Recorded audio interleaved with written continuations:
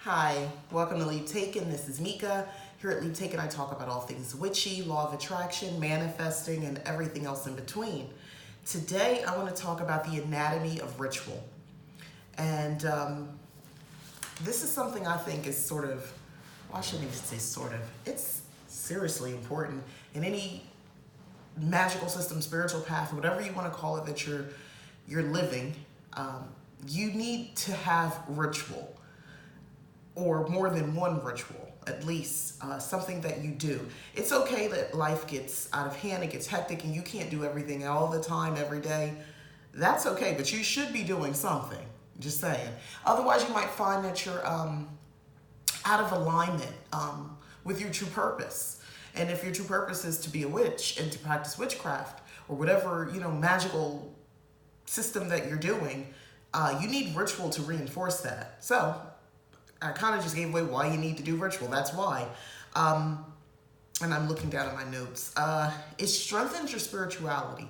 So there's good reason to do it. It's good reason to take it seriously and to really get into the practice of actually doing your rituals, actually making time to do it. They do not have to be long and drawn out episodes that you have to act out. That's not what ritual, it can be if that's what you want, but that's not what it has to be for anybody. It also increases your magical abilities. So divination, if that's your thing, whatever it is, you're very empathetic, whatever your strength is, your magical strength, it can help to strengthen that further and to become more powerful because you can infuse that within your ritual. Honestly, no magical system, I would even say spiritual path, is complete without having some sort of ritual. So let's get into it. Let's break it completely down. I did a video similar to this where I sort of talked about breaking down spell work. And I referred to Melanie Marquis's book, The Witch's Bag of Tricks. That is an awesome book. I'm just getting some papers out of the way here, my planner.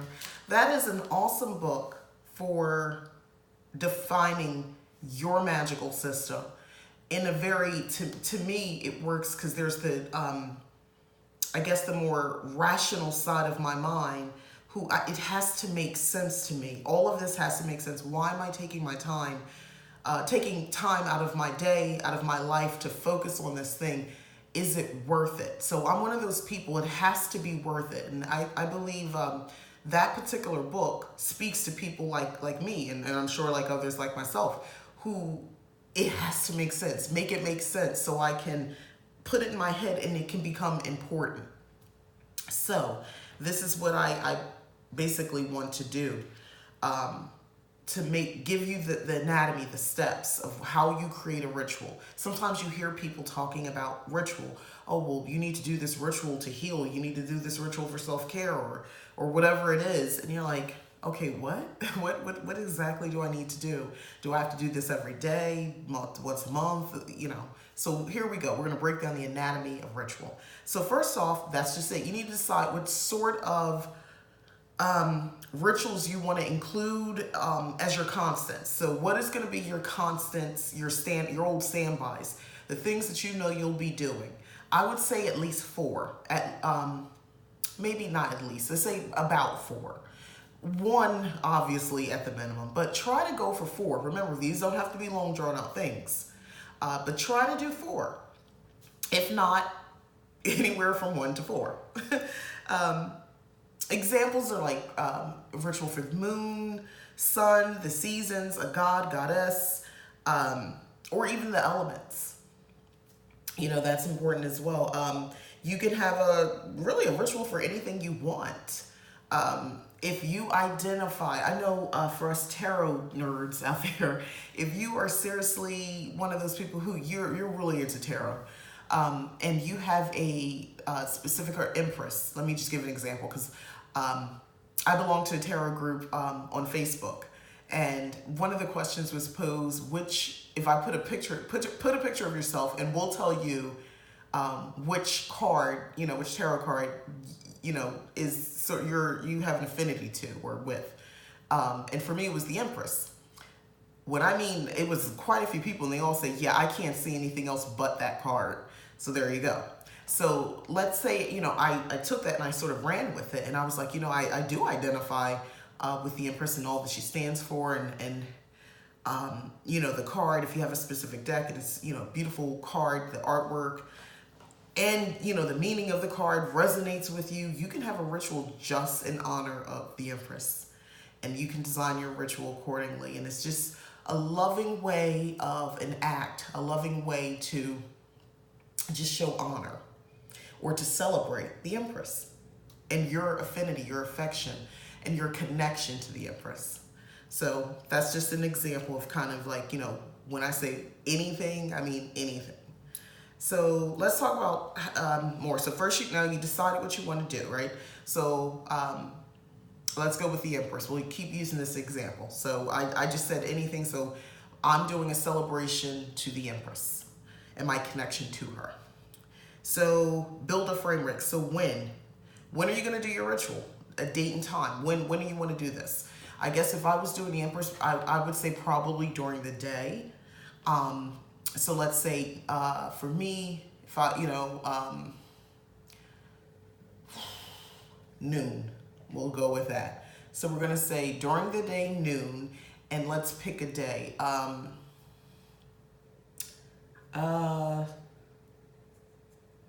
to think of a good day. See, I'm doing this on the fly. I'm gonna go down the steps. Let's say, I don't know, Saturday, so that I have more time. So Saturday, fun day. Empress, my celebration of the Empress, Saturday at noon, right? Okay, so we got that. So who or what are we honoring? What are we celebrating? What or who? So we're celebrating, we're celebrating the Empress and my affinity, my affection to her and what she stands for, as well as what I feel is a divine connection to the Empress, or somehow our bond, our link. What symbols would you use? So in this case, you can use rune symbols, you can use sigil or something like that, or something you've created as a symbol. So I'm going to probably use the card itself as my symbol. That's what I would use, the Empress itself, if I didn't actually draw. But, I'm not very good at drawing. That gene, that talent didn't come to me, so good with the words, but not so much with the written word, that is. I get tongue-tied sometimes, but written word, I got you. But not so much with the drawing. So I would just use the card itself as my symbol. So next is, do you have a ritual opening? So we're breaking down. So just to recap, we talked about when, the who or what we're honoring or celebrating, what symbols we're using, and now we're on the ritual opening. So circle casting, are you casting a circle? Are you calling the corners? Do you want to do breath work, dance, something like that? Some sort of grounding action that you want to do to open the ritual. So for me, as far as with the Empress, what I would want to do is probably dance. This is something you're doing by yourself. It doesn't matter how crazy you think you look. If you have no rhythm, or if you're dancing to music that maybe doesn't fit maybe what others might believe fits the Empress, or, assuming you're me, right? Whatever it is, if it's Meg the Stallion and you want to dance to that, it's all, because the Empress is about fertility and all that sort of stuff. So it makes you think, to be fertile. To me, it makes me think of sexuality, sex, and all that sort of stuff. So there you go. So maybe a little dance, or just listen to the music. You don't have to get up and, you could be in your chair, vibe to the music, whatever you want to do. Or breath work. So maybe I just want to calm it down, and I want something not so high energy for the Empress. So I would do breath work. So that's very intentional, concentrated breath. You're very aware of the intake and the outtake of your breath to the point that you come to a very relaxed state. This could take, for some people, a couple minutes, a couple seconds. This might take a little more than that, depending on how well you can do this. give that a try. That I love doing breath work in any sort of spell work ritual when I begin work or when I stop. It's very helpful to me. So breath work, we'll go with that instead of make the stallion dance. Okay, now offerings. Are you going to make any offerings of water, food, an object, etc., something like that? So I guess what I would offer, you know what I'm thinking as far as, this, again, whenever I think creative, fertility, mothering, all that sort of stuff, maybe a plant or a seed or something like that. I could plant the seed and do something like that as offering. And the plant, of course, maybe I would set up an altar. It depends. I might use my existing altar and just, have a seed and plant it in honor of the Empress, right? So that would be my offering. Or just water. You can just do water, keep it simple. If you have any spoken words in your ritual, if you want to speak something, now this is not a spell, so you're not doing that. What you would do is, if you want to speak your thoughts on the Empress, if there's something you want to read your meaning or definition of that tarot card, that's what I could do. If I want to, if I have a story that I wrote, you can be very creative here. This is all about you and what you identify with. So if you write poetry, if you're a writer and you want to write a story, you would read it out loud. That's part of the ritual. If you sing, perfect time, go ahead and sing a song. You play an instrument, you can play. I know people who are very creative and they do this sort of thing. But yeah, speak or sing or whatever. That would be a time you can do that. Now, if you have any special traditions, this is the time to put it in your ritual. So special traditions are basically like special things or acts that you do on a regular basis. They're repeated on a regular basis. Prime example, every Christmas, for as long as I can remember, my family, we have this thing where we put the star on the Christmas tree on Christmas Eve. It's something I cooked up when my kids were my son can't even remember. As long as he can remember, he was a baby, I think, when I thought of this. This was a tradition I created for the kids because I wanted them to have the experience of just having their own family traditions from our little family. I had the stuff I grew up with, but I wanted this to, from my own little family to have something. So this is what we came up with. And it has stayed with them until today. It's so important and ingrained in our family. Eventually the honor, it was me who did it because I was the tallest person. I had been separated and I had the kids, and I just wanted it special because I was dealing with being, my family was separated. This is not what I wanted it to be. So that's why that tradition is so important. So years later, I would meet my now husband and I let him know about the tradition, and we kept it going because the kids were expecting it. So the honor went to him as the head of the household to put the star on the Christmas tree. So then he said, well, I want to pass it to, our son. And he couldn't reach it yet. I said, well, he said, no, he lifted him up. We have a picture of him lifting him up. My son is terrified because we got the very tall tree. So my husband's standing on top of something and then has my son, who is lifted, trying to put the star on the tree. But, he since grew taller than everyone in the household. So he was the one who always put the star on the tree. That's our tradition. It doesn't take away from the fact that it's not an ancient tradition, that it didn't come from my mama and her mama and so forth. At some point, all traditions started with somebody, me. Guess what my kids are most likely going to do as they move on through life? With their own families. They're going to do, my daughter and my son, they already told me, yeah, we're going to do that. So, and then so forth. Of course, they'll add more, they'll have probably other people in their lives and be influenced by that. But the point is, that's how traditions start. So back to your ritual, whatever tradition it is, that you have, add that to your ritual. Okay? It makes it even more special and customized for you. Now, let's just recap here what we said. So we have We just went over adding special traditions. Before that, any words, music, or something you want to speak, you would have done your offerings, right? So now we're at the part where you can do magical workings if you want to within your ritual. So in my case, it's my celebration of the Empress. So my special tradition I would have with her, if I had any, that's a good point. I don't really have any, I'm making this up, but I guess use another deck and do a reading with the Empress at the top and, as if she's speaking to me. Maybe that would be my special tradition. I'm thinking off the cuff here. Magical workings. So now, magical workings. This is the time for any spells, enchantments, charms, whatever that you want to do.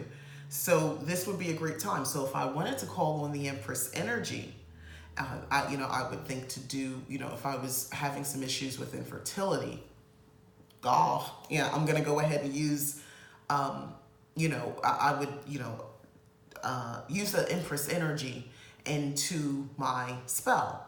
So this would be a time I would do the spell work. And now, obviously, if you're adding spell work as well, this might be dragging out a little bit more between, your breath work, your song, your dance, your offering. Everything is going to add a little bit of time. But, hey, it can be as long or as short as you want it to be. But, like I said, now's the time to do the magical working.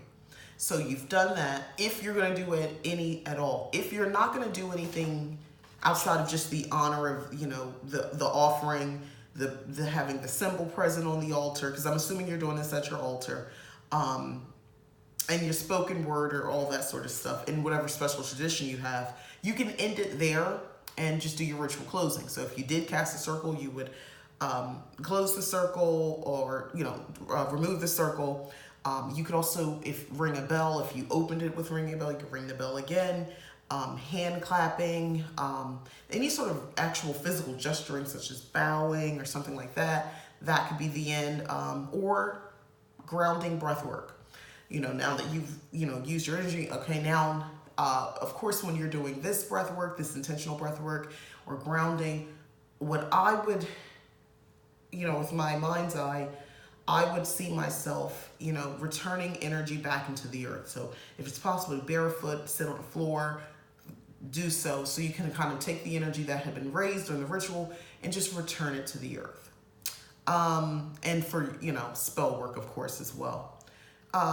So after that's done, you can have your little after party, Wiccan ways, they would say the cake's a nail, but, you can have coffee or tea, wine, a meal, however you want to play it. So it depends on the time of day. So me with my Empress celebration, I would definitely probably have for the Empress, I don't know, I'm a wine person, so I'm going to think wine, but maybe a nice herbal tea, maybe chamomile or something like that. And I would think I'm making lemons, like some sort of lemon cake or lemon meringue pie, something like that. For some reason, that comes to my head when I think of the Empress. Some sort of very fragrant tea, very feminine, and I would serve it in some, feminine mug or cup, something like that. Something ornate.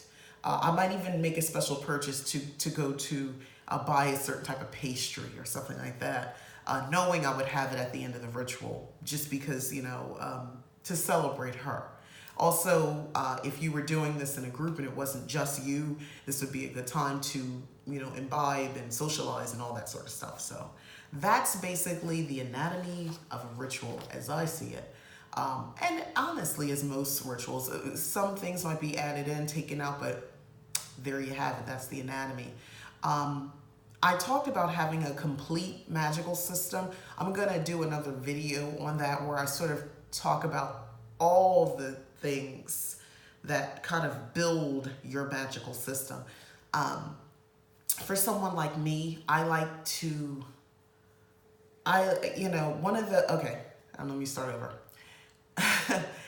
As you know, when you're practicing witchcraft or anything that falls quote unquote under paganism, outside of Wicca, which does have more structure, but if you're an eclectic practitioner, you may run into stumbling blocks where, you know, you feel like you're running into a wall when you'd like, you're making everything up basically as it goes. There are some things, you know, there's no one book or no one path or no one way to do things. I guess that's what I'm trying to say. Forgive me for being all scattered right now, but there's no one path. You get scattered. You're all over the place. You're doing a little bit of hoodoo. You're doing a little bit of Wicca stuff. You're doing a little bit of Celtic stuff. You're all over the place, which is not necessarily bad. You know, sometimes a little chaos is good, in my opinion. Stir things up. So I'm not saying that's a bad thing. What I am saying is a helpful thing is to have an overall structure. So yeah, you get to do all these different magics. That's great. But you still want a complete system in place, a framework for all of those different magics that you do so that you're still very grounded. So you're not pigeonholing yourself, you're not putting yourself in a box and saying, I only do this. No, you still explore, but you have a tradition, you have a system in place that is just for you and how you see the world and how you see the deities and how you see spirit, ancestors, and so forth. And this is your system. If you want to share that, that's great, and invite other people in. Typically, it probably starts with family or close friends. And, you know, hey, that's how you can make a coven if you want. You know, you guys all agree this is the system that we follow, and whatever works. Now, word to the wise, if you're going to do that, your system's not better than mine. Mine isn't better than yours. And if you have no system, you're fine. That's cool if that works for you. For us people out there who desire a little more structure around how we practice, I think you might really enjoy when I break down how to make a complete magical system. I'm not calling it a religion. That's different. I said a magical system, but you're going to live your life with this. This is how you will do life. You know, your magical system is part of it. But hopefully this breaking down of ritual is helpful. And I wanted to use something a little more out there than just saying a moon, because I think you can go online and find stuff. But, you know, I wanted to cook up something and do it on the fly like the Empress in celebration, so you can kind of get a bit of an idea of how that would work. Oh, and one more thing. I talked about the when, the date and time, but I would say Saturday, maybe not every Saturday, but once a month, because that's a little more realistic. Once a month on the last Saturday of the month or the first Saturday of the month is something I could possibly do in celebration of the Empress and that energy. And every time I did it, I don't have to, again, do a magical working, but other times I would. And that, you know, I think that's a little bit of balance. Sometimes you just want to be celebratory out of just graciousness, you know, and then other times still graciousness, but you also like to get some of that energy to power up a spell that you're working on or whatever workings you're doing. But thank you for watching. I'm Mika, and this is Leap Taken. If you have not subscribed, please do, and go ahead and like this video. I'd greatly appreciate it. Thank you.